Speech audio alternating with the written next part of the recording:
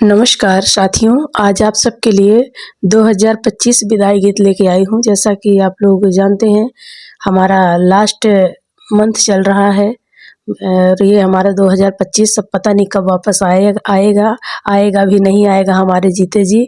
तो हम इसका साथ सम्मान विदाई गीत लेके आए हैं आप सभी लोगों के लिए, तो आप लोग सुने और 2025 सबका अच्छा गया होगा।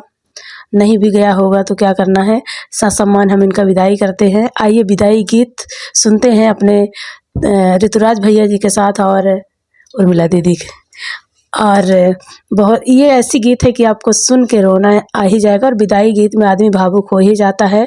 तो आइए 2025 की विदाई गीत सुनते हैं। धन्यवाद। देश सेवा के लोग सोना